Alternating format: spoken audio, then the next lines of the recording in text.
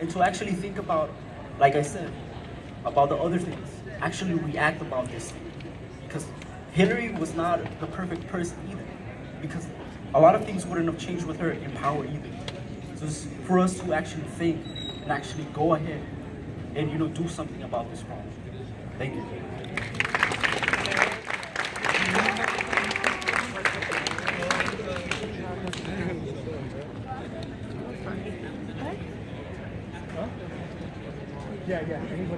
So I'm back again.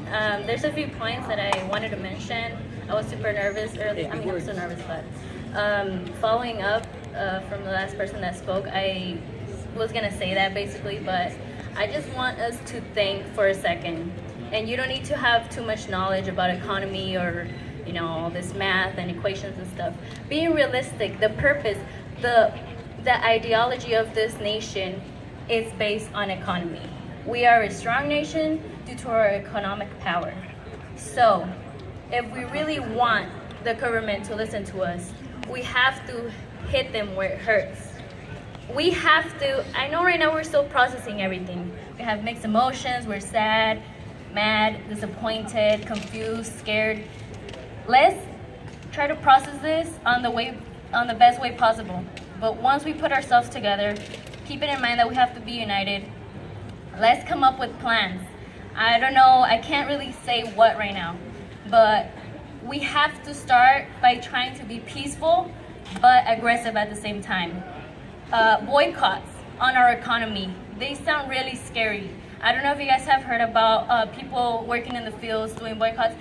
People have the need to work. You need to work to survive, to pay for your rent, for your food, take your children to school. Everything in our world, the world and our country revolves about money, economy. So we have to do boycotts that hurt the economy so that we can be heard. We have to organize things, not just in the fields, everywhere. Everyone at your jobs. You don't be scared. It takes an effort. You need to sacrifice something. And as a capitalist nation, we fear losing something because we are centered around money. That's our focus here for survival. For families back in our countries, we have to send them money so they can survive. And we can't afford taking a day off or calling in sick because we might get fired. Some might get fired, some might just won't have enough money to pay their bills. But we have to make a sacrifice for a greater effort. So I'm just asking you guys to keep this in consideration. Take it in consideration because it might be one of the main things that will actually help us succeed in this whole, on our goal. And we know that sometimes violence is necessary, but we have to leave that as the last resource. Please don't start with that because that would just kill our whole movement and it would just prove their point and it won't hurt them. We're not hitting them, we're not killing them because they're in their fancy homes enjoying their money and taking advantage of us and watching us kill each other. And that's not what we want. Let's be strategic and be willing to compromise. If you lose your job, it's okay because one day it's gonna pay off, and not just for yourself, for your children, for the future of our nation. And if we really want this to make an impact and not just stop as a peaceful protest or a violent protest that was shut down by the cops, then let's really organize and please leave violence as a last resource after we tried everything, because that's basically what we're trying to avoid. So even though we have people that support Trump, remember that he is not the problem. He is just the one that triggered everything. It was like the last drop in the glass.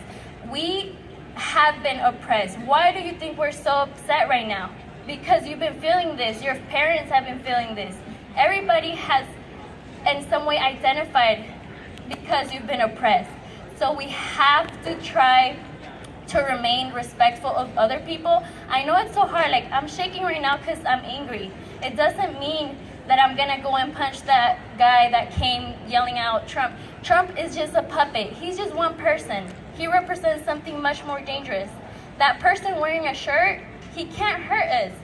Like he said, we can take his advice, but we already know that, right? We already know that we have to organize. Let's just listen to him. And maybe we can change people's mentalities little by little by demonstrating and setting that example that we're intelligent human beings, that we're peaceful, that we're loving, that we matter, that we're in any way inferior, that we're not inferior to any other group. Class and money is what's dividing us, and that should be our focus. We have to try to hit this economy, because that's the only way we'll be heard. So please keep in consideration whoever plans to be part of this organization to be willing to do boycotts on the economy. So, thank you.